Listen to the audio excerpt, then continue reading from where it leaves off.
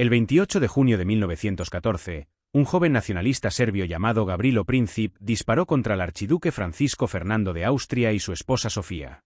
Lo que parecía un atentado más en una Europa llena de tensiones, se convirtió en el detonante de una crisis internacional que arrastró a todas las grandes potencias a la guerra. En cuestión de semanas, el continente pasó de la calma aparente a la movilización general. El asesinato fue la chispa que encendió un polvorín acumulado durante décadas. Imagina que alguien mata a un heredero, y de repente, medio continente decide que es hora de la mayor pelea de bar de la historia. Eso fue Sarajevo, un disparo que transformó la política en caos, los discursos en ultimátums y las tensiones en trincheras. Europa llevaba años acumulando resentimientos, alianzas sospechosas y carreras armamentistas. El crimen no creó la guerra, pero le dio la excusa perfecta a quienes ya estaban listos para lanzarse al abismo. Durante la primera década del siglo XX, Europa vivió una paz aparente, pero llena de grietas. Las crisis internacionales se sucedían, la disputa por Marruecos entre Francia y Alemania en 1905 y 1911, la anexión de Bosnia-Herzegovina por Austria en 1908, y las guerras balcánicas de 1912-13. Cada episodio mostraba que las alianzas eran frágiles y que los nacionalismos estaban listos para explotar. Los líderes sabían que la paz era provisional, y los ejércitos se preparaban para un conflicto que parecía inevitable. Europa era como un vecindario elegante donde todos los vecinos tenían armas escondidas en el sótano. Nadie disparaba todavía, pero cada tanto alguien sacaba un cuchillo para enseñar quién manda. Francia sospechaba de Alemania, Rusia odiaba a Austria, Inglaterra vigilaba a todos. Cada crisis era un ensayo general de la gran guerra que vendría. Y lo más irónico, todos los líderes hablaban de paz mientras firmaban cheques para comprar más cañones y barcos. El asesinato del archiduque Francisco Fernando fue el detonante inmediato de la Primera Guerra Mundial. Austria-Hungría vio en el crimen la oportunidad de aplastar a Serbia, a quien acusaba de estar detrás del atentado. El hecho no fue aislado, se insertaba en un contexto de tensiones nacionalistas en los Balcanes, donde Serbia aspiraba a liderar a los pueblos eslavos frente al dominio austríaco. El atentado fue el pretexto que necesitaban los halcones de Viena para iniciar una acción militar. Princip no era un francotirador profesional. Falló varias veces, pero al final acertó. Y con ese disparo, cambió el mundo. Lo que podría haber sido un caso policial se transformó en el inicio de una guerra mundial. Austria se indignó, Alemania se frotó las manos, Rusia se preparó para defender a Serbia. En cuestión de días, el asesinato pasó de ser un drama local a un conflicto internacional. Sarajevo fue el balazo que encendió la mecha de un polvorín que llevaba años acumulando pólvora. Austria-Hungría envió a Serbia un ultimátum con condiciones imposibles: permitir que policías austríacos investigaran en Belgrado, perseguir a los nacionalistas bajo control extranjero y aceptar una supervisión que anulaba su soberanía. Serbia aceptó algunas cláusulas, pero rechazó las más humillantes. Para Viena, era suficiente. El 28 de julio declaró la guerra. El ultimátum no buscaba la paz, sino justificar la agresión. Es como si tu vecino te dijera: te dejo vivir, pero me das las llaves de tu casa y me dejas revisar tu correo. Obvio que Serbia dijo no. Austria sabía que la respuesta sería negativa, y lo que quería era tener la excusa perfecta para atacar. El ultimátum fue un teatro diplomático, un guión escrito para que la guerra empezara oficialmente. El conflicto austro-serbio se transformó en guerra europea en cuestión de días. Rusia se movilizó para defender a Serbia. Alemania, aliada de Austria, declaró la guerra a Rusia y luego a Francia. Para invadir Francia, Alemania violó la neutralidad de Bélgica. Inglaterra, garante de esa neutralidad, entró en la guerra. En menos de una semana, las alianzas arrastraron a todo el continente. Fue el dominó más caro de la historia. Austria empuja a Serbia, Rusia se levanta, Alemania se mete, Francia responde, Inglaterra se indigna por Bélgica. Cada ficha cae y arrastra a la siguiente. Lo que empezó como un conflicto local se convirtió en una pelea continental. Europa entera estaba en modo todos contra todos. Alemania puso en marcha el famoso Plan Schlieffen, atravesar Bélgica, país neutral, para atacar Francia por sorpresa. La idea era derrotar rápido a los franceses antes de que Rusia pudiera movilizarse. Pero la invasión de Bélgica fue un error estratégico. Violar su neutralidad provocó la entrada inmediata de Gran Bretaña en la guerra. El avance alemán fue brutal, con ciudades arrasadas y civiles ejecutados, pero se frenó en la batalla del Marne. El plan que debía garantizar una victoria rápida terminó en un estancamiento sangriento. Alemania básicamente dijo: «Perdón Bélgica, pero necesito tu jardín para pasar con mis tanques». Y claro, Bélgica no estaba de acuerdo. Inglaterra, que tenía firmado el contrato de protector del jardín belga, se metió de lleno en la pelea. Lo que debía ser una guerra rápida se convirtió en un atasco monumental. Los alemanes avanzaron, los franceses resistieron, y al final todos se quedaron atrapados en trincheras. El plan maestro se convirtió en un desastre. El frente occidental se transformó en un infierno estático. Millones de soldados vivieron durante años en trincheras, zanjas fangosas, infestadas de ratas, con frío, hambre y miedo constante.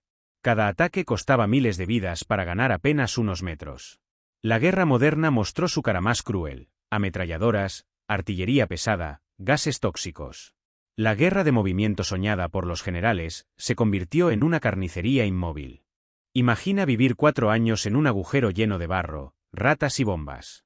Ese era el Airbnb de la Primera Guerra Mundial. Los soldados dormían con botas mojadas, comían pan duro y compartían cama con roedores. Cada vez que alguien gritaba «adelante», significaba correr hacia la muerte segura. La guerra de trincheras fue la pesadilla más larga de Europa, un infierno donde la rutina era sobrevivir al día siguiente. La guerra fue también una competencia industrial. Alemania y Reino Unido se disputaban la supremacía naval, Francia y Alemania competían en artillería. Los ejércitos se llenaron de cañones gigantes, ametralladoras y nuevas tecnologías. La producción masiva convirtió el conflicto en una guerra de desgaste. Quien pudiera fabricar más armas y municiones tendría ventaja. La industria se transformó en la columna vertebral de la guerra. Era como una competencia de quien tiene el juguete más grande. Alemania sacaba barcos, Inglaterra respondía con más barcos. Francia fabricaba cañones, Alemania fabricaba cañones más grandes. El resultado: millones de soldados armados hasta los dientes y un continente convertido en fábrica de muerte. Los juguetes eran caros, brillantes, y mataban. Las guerras balcánicas habían dejado la región en tensión máxima. Serbia, Bulgaria, Grecia y Rumanía se disputaban territorios y buscaban expandirse. Austria y Rusia competían por influencia en la zona. El asesinato de Sarajevo fue solo el último capítulo de un polvorín que llevaba años acumulando explosivos. Los Balcanes eran el epicentro de los nacionalismos más agresivos. Los Balcanes eran como ese grupo de WhatsApp que siempre discute.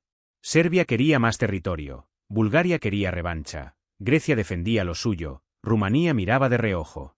Cada mensaje era una amenaza, cada pelea podía acabar en guerra. Cuando explotó la Primera Guerra Mundial, la región ya estaba lista para arder. Y ardió.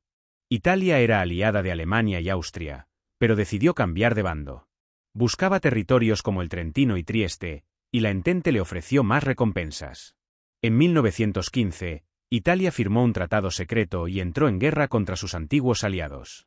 Su participación abrió un nuevo frente en los Alpes y el Adriático. Italia fue el típico colega que dice «no voy» y al final aparece en la fiesta con otra pandilla. Al principio se declaró neutral, pero cuando vio que podía ganar territorios, se unió a la Entente. Su entrada complicó aún más el mapa europeo. Ahora había batallas en montañas, ríos y costas. Italia cambió de bando como quien cambia de mesa en un bar. El Imperio Otomano se unió a Alemania y Austria. Intentó movilizar a los pueblos islámicos con la idea de una guerra santa contra la Entente. Aunque el llamado tuvo impacto limitado, Turquía abrió nuevos frentes: el Cáucaso contra Rusia, el Medio Oriente contra Inglaterra y Francia. La guerra se expandió más allá de Europa. Turquía intentó vender la guerra como sagrada. Sonaba épico, una cruzada islámica contra los enemigos. Pero en la práctica, nadie compró el marketing. Lo que sí logró fue complicar la vida a los británicos en Oriente Medio y abrir batallas en lugares que antes ni aparecían en el mapa de la guerra. La guerra no solo se peleaba en los campos de batalla. El bloqueo naval británico cortó suministros a Alemania, mientras los submarinos alemanes atacaban barcos mercantes. La población civil sufrió hambre y racionamiento. La economía se militarizó. Fábricas convertidas en industrias de guerra, mujeres trabajando en producción, recursos controlados por el Estado. Europa entera estaba en modo no hay pan, pero sí bombas. Los británicos bloqueaban, los alemanes hundían barcos, y la gente hacía colas para conseguir comida. La guerra transformó la vida cotidiana: menos pan, más propaganda, más sacrificios. La batalla también se libraba en las cocinas y mercados. Al inicio, Los gobiernos llamaron a la unión sagrada, dejar de lado diferencias políticas y sociales para luchar juntos. La propaganda nacionalista mantuvo la moral alta. Pero con millones de muertos y años de guerra, la población empezó a cansarse. La resignación y el fatalismo reemplazaron al entusiasmo inicial. Era como un reality show donde todos gritaban «vamos a ganar», mientras morían millones. Al principio, la gente creía en la victoria. Después de años de trincheras y hambre, muchos pensaban que lo mejor era acabar con todo, aunque fuera perdiendo. La unión sagrada se convirtió en resignación colectiva. Estados Unidos entró en la guerra tras los ataques submarinos alemanes y el telegrama Zimmermann, que proponía a México atacar a Estados Unidos. Su entrada aportó recursos frescos, soldados y dinero. La balanza se inclinó hacia la Entente. Llegaron tarde, pero con energía, como ese amigo que aparece al final de la mudanza y se lleva las cajas más ligeras. Estados Unidos puso músculo económico y militar justo cuando Europa estaba agotada. Su entrada fue el empujón final contra Alemania. La revolución bolchevique sacó a Rusia de la guerra. El país estaba en crisis interna, hambre, descontento, soldados desertando. El nuevo gobierno firmó la paz con Alemania en 1918.